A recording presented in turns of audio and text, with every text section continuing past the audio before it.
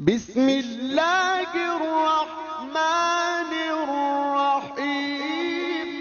एक फकीर की खुदकुशी।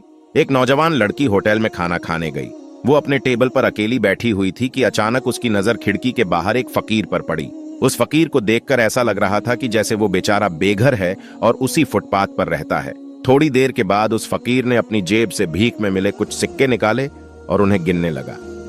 सिक्के गिनने के बाद वह फकीर अपनी जगह से उठा और उस होटल के दरवाजे के पास आकर खड़ा हो गया। उसने वेटर को बुलाकर खाने का ऑर्डर दिया। वेटर ने कहा कि आई फकीर, भाग जा, यहां से तेरी औकात नहीं की तो इस होटल में खाना खा सकें। वो फकीर बेबसी की हालत में थोड़ी देर वहां खड़ा रहा। वो लड़की दूर से ये सारा मंजर देख रही थी, इसलिए वो लड़की अपनी जगह से उठी और फकीर के पास आकर खड़ी हो गई। उस लड़की ने वेटर को मना किया कि किसी गरीब के साथ ऐसा बुरा सलूक नहीं करना चाहिए।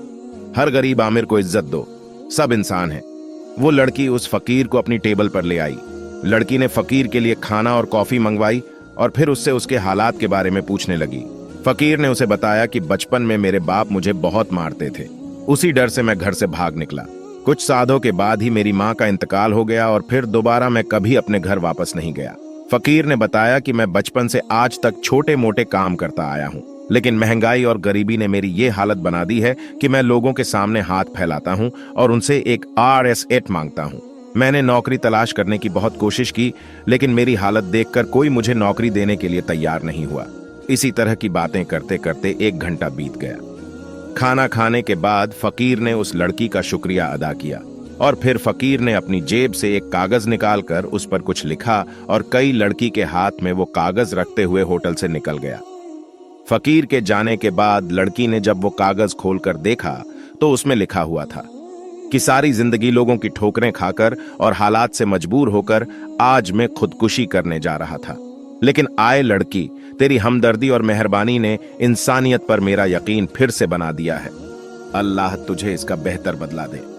यह पढ़कर उस लड़की की आंखों में खुशी के आंसू आ गए और फिर वो लड़की काफी देर तक उस फकीर के दिए हुए कागज को भीगी आंखों के साथ पढ़ती रही। तो दोस्तों, इस किस्से से हमें यह सीखने को मिला कि हमारी एक छोटी सी नेकी किसी की जिंदगी बचाने या बदलने का जरिया बन सकती है। नेकिया करने में कभी पीछे ना हटें।